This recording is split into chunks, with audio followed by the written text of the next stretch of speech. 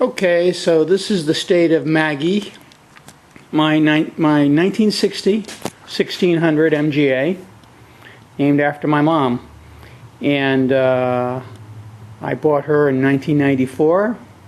She was pretty much neglected. Here we are in 2012. I've been working on her now for about 8 months, 9 months. Brakes have all been fixed. Front brakes were frozen. They've been fixed. The rear brakes have all been reconditioned. I've got towels over them on this side to keep sparks and debris from getting into them. But that's the current state. I am currently working on much needed sill replacement, both sides, starting on the right side here first. And so what we've got is the front fender on the right side removed.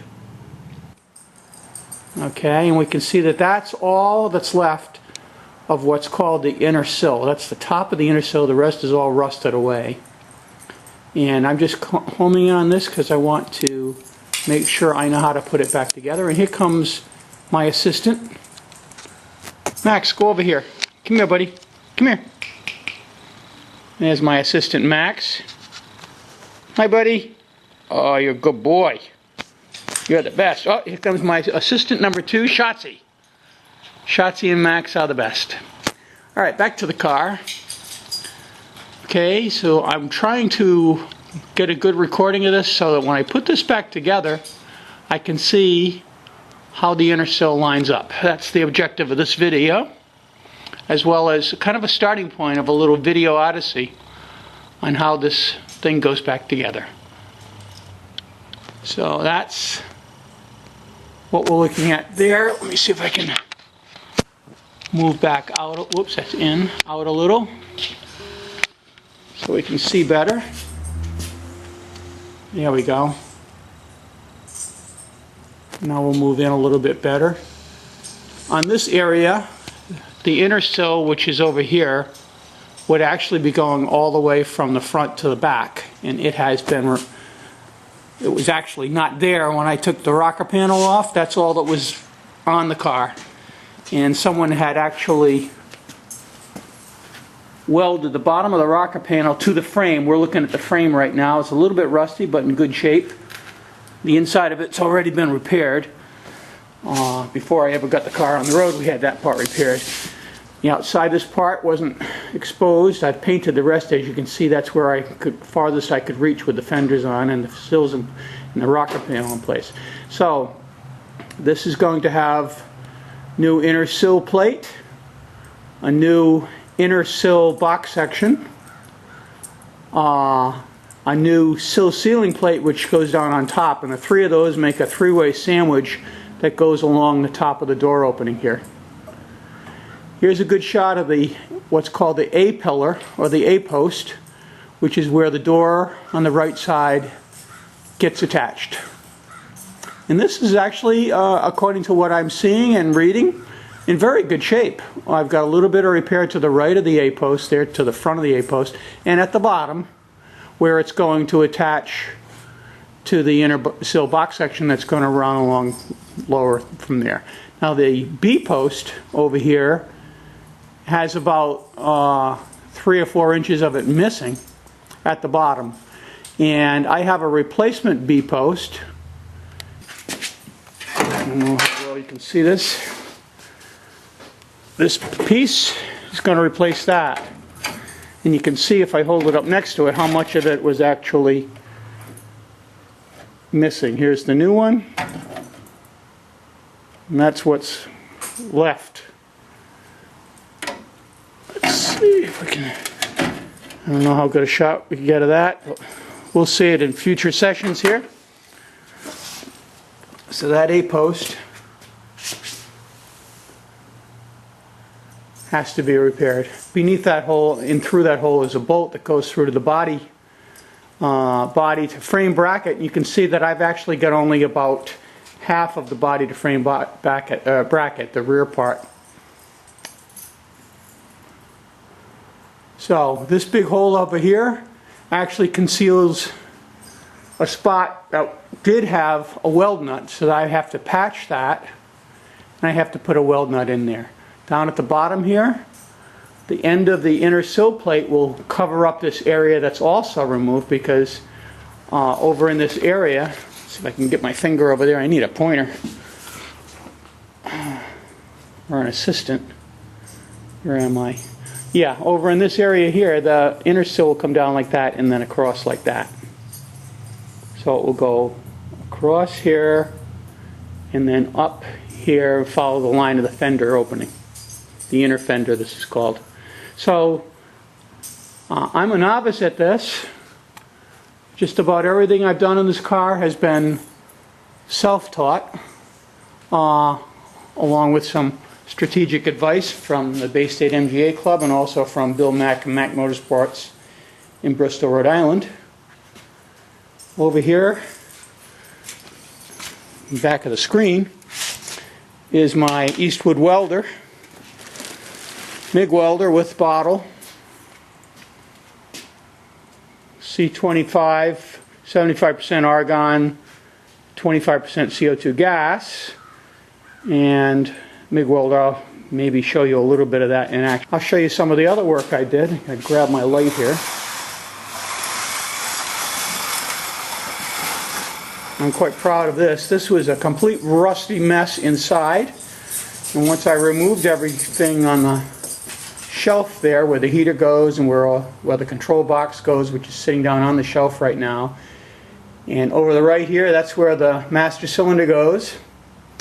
All of that I had to remove, and then I painted the inside I de-rusted it as best I could, and then I used paint over rust primer, Rust-Oleum primer, and then several coats of Rust-Oleum red on the inside.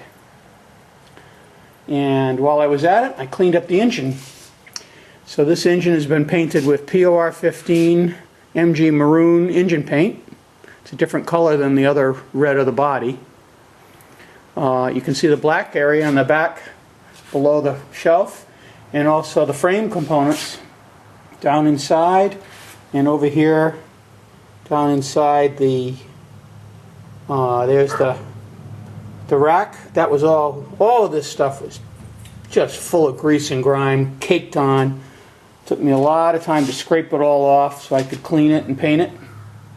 Looking pretty good right now. I've got a new alternator in here, which replaces the stock generator, which is on the shelf.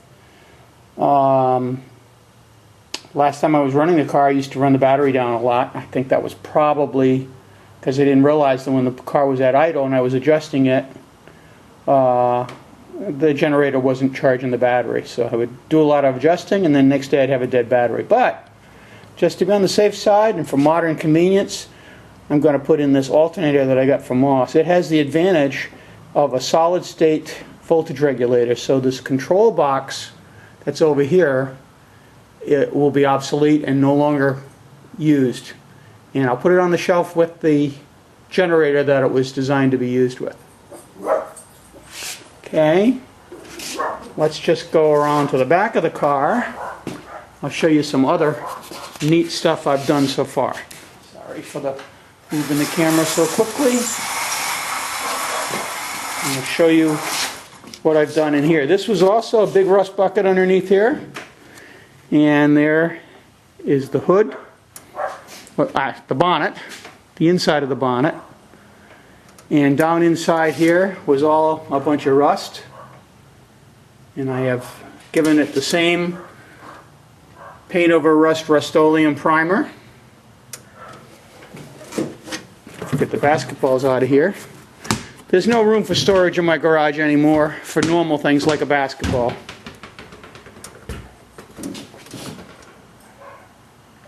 This clamp here was of course rusted solid. I had to free it and re-tap it. And that looks pretty dark right now, but it's actually beautiful in the light. I'm just going to pull the light closer. See how really nice that came out. Here we go. That's a better look at it. You can see how beautiful it is. New stuff there ready for the tank. Tank's been removed. Got a brand new one to put in. Gas tank. underneath.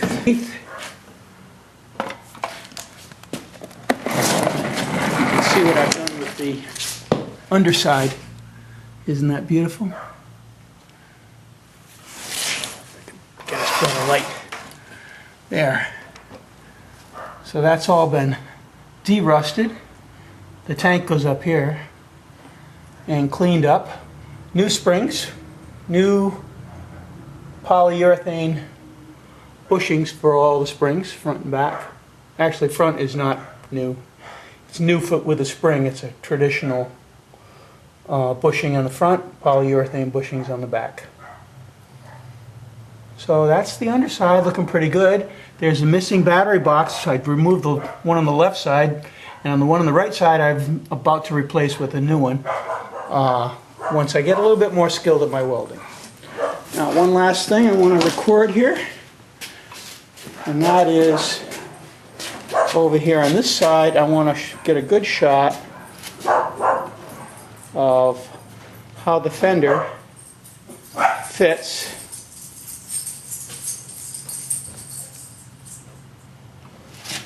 on the door.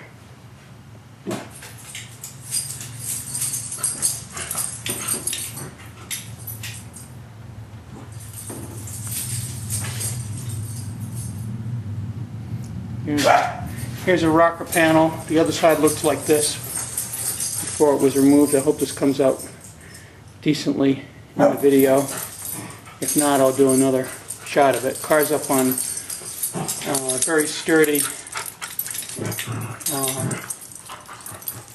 jacks, as you can see here.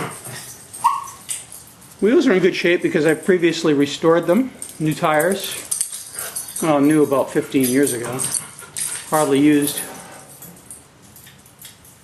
4 wire wheels in good shape. This fender's a little iffy on the top, and all 4 fenders seem to be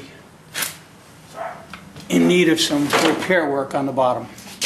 So that's it for this first session. I hope I've got everything I need recorded so that when I try to put the car back together on the right side, I leave the proper spaces for the fenders and the proper alignment with the fenders and the doors and the rockers. That's it.